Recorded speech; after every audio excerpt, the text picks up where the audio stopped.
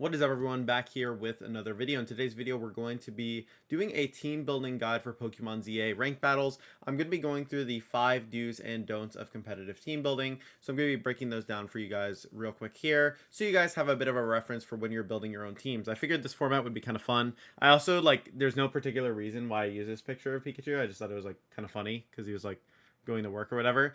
But without further ado, let's get into it. So we're going to start with don't number 1, right?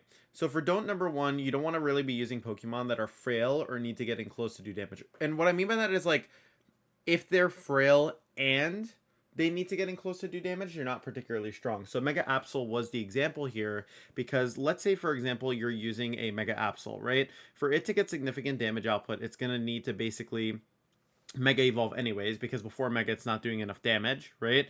And it's going to need to get in close to actually do that damage, right? So you're taking a big trade-off with a Pokemon that is already particularly frail and needs to Mega to do damage.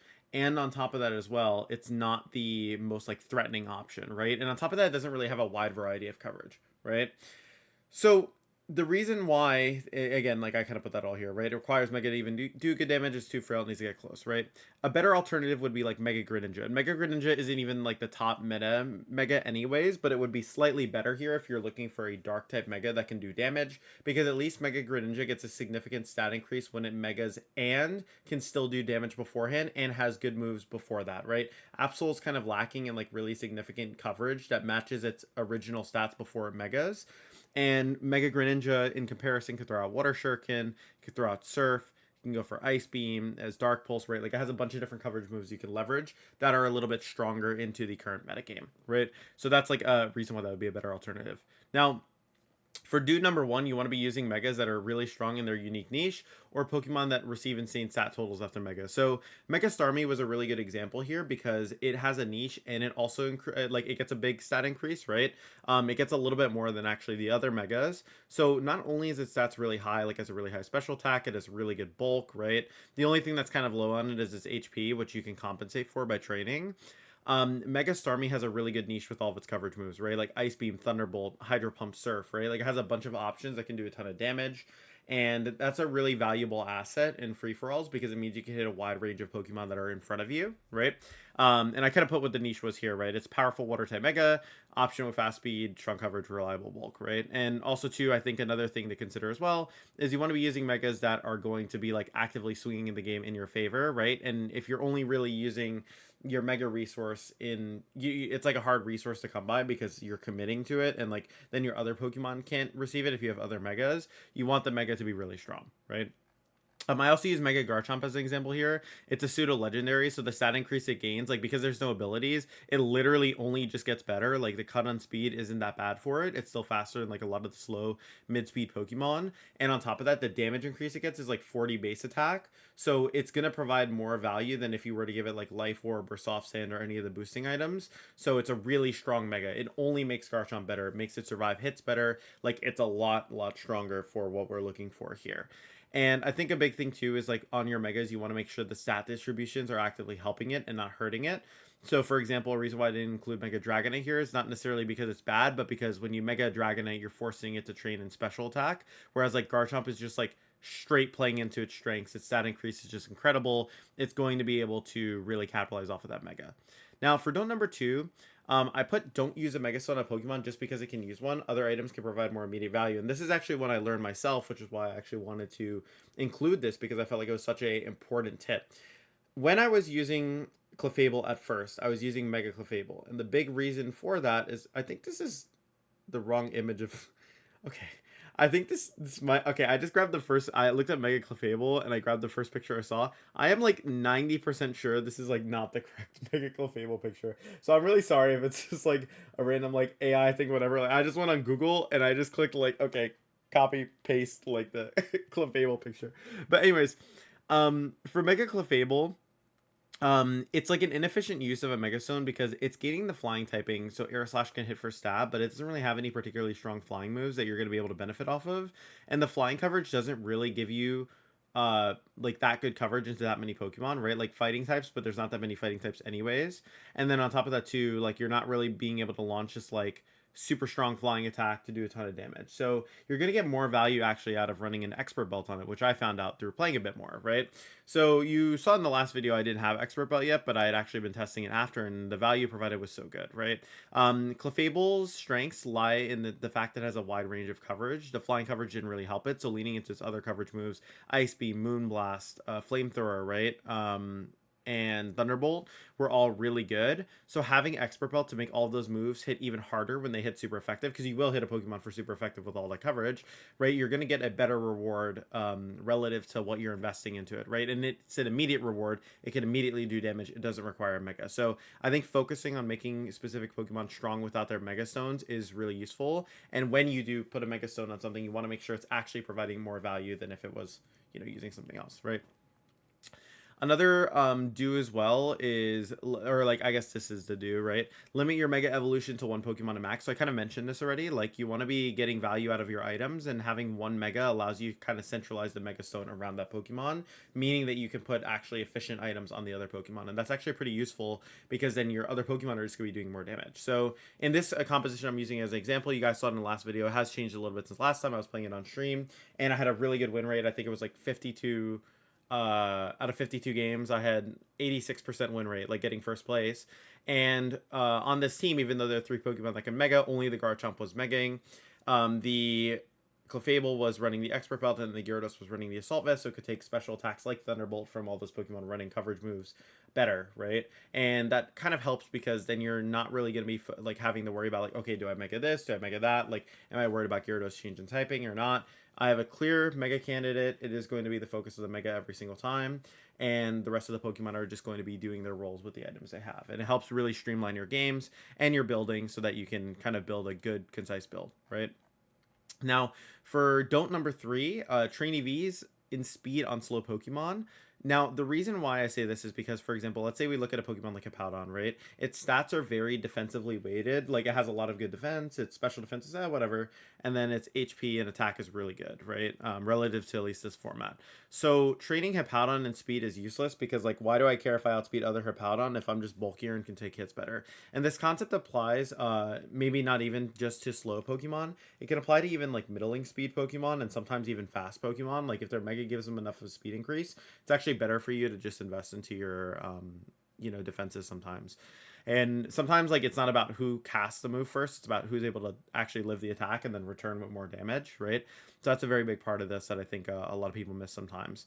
And yeah, Hippowdon is just a great example. You don't want to be investing in speed even though it's slow. Like you're not trying to compensate for that, you're just going to lean into its strengths. So you're leaning into your Pokemon strengths, right?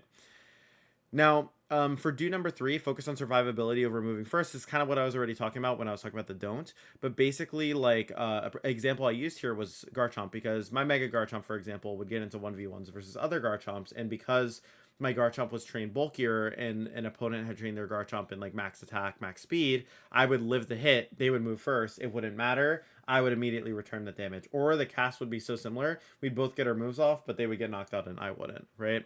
So that's really a big deal, I think, in this mode. Like, speed is definitely a secondary investment versus, like, some of the other stats. Like, survivability definitely feels more important, especially since you're playing a free-for-all, you're taking damage from a lot of stuff, right? And I think a big part of this, too, is that, like, there are multiple ways to carve yourself an advantage. Like, obviously, like, if you just can't live something and they're going to move first, just switch, right?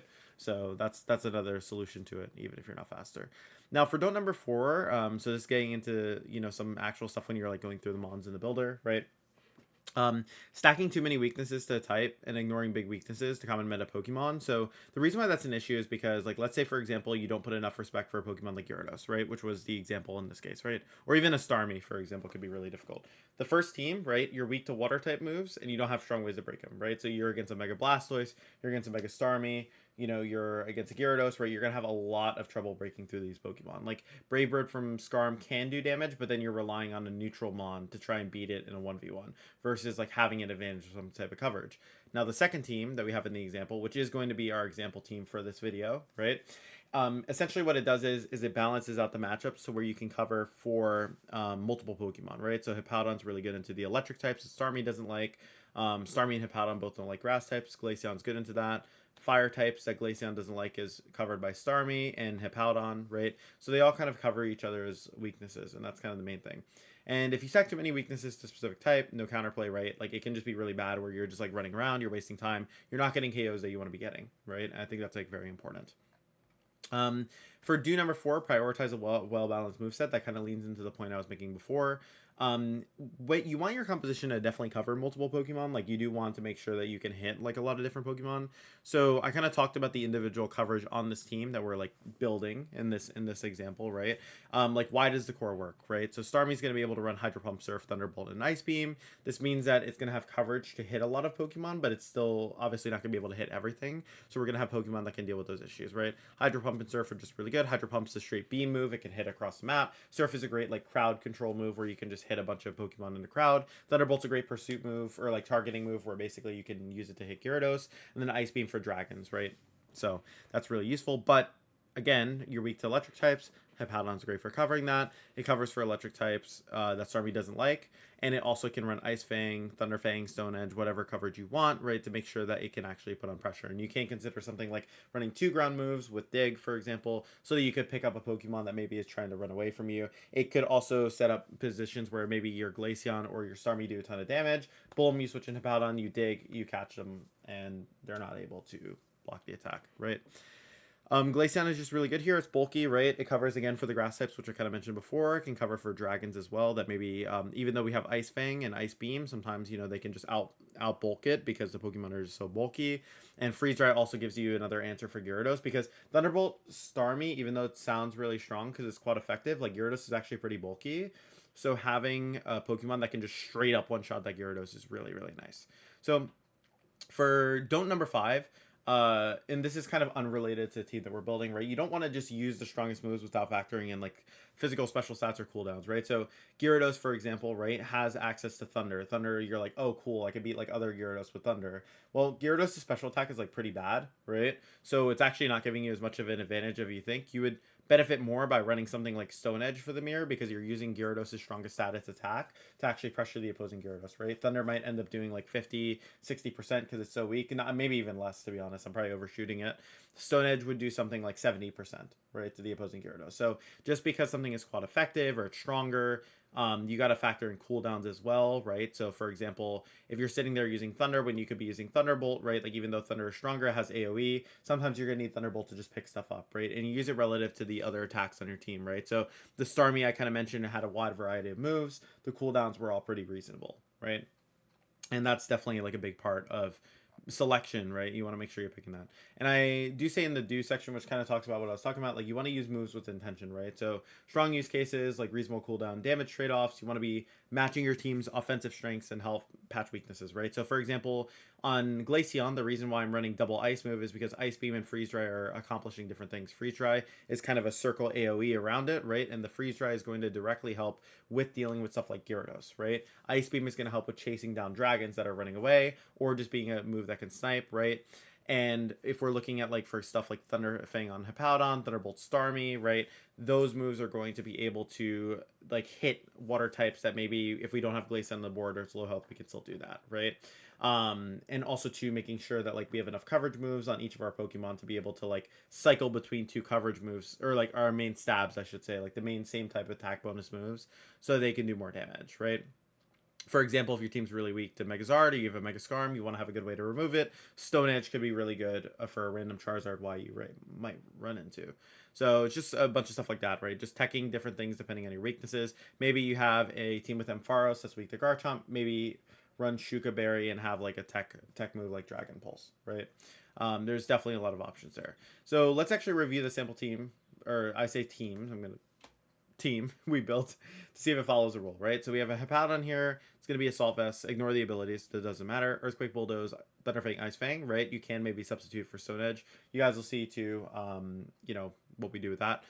Glaceon, and you'll notice these two are all trained in like bulk, right? These are all middling speed mons, and the Starmie is already naturally fast enough with that Starmanite to move pretty quick, right?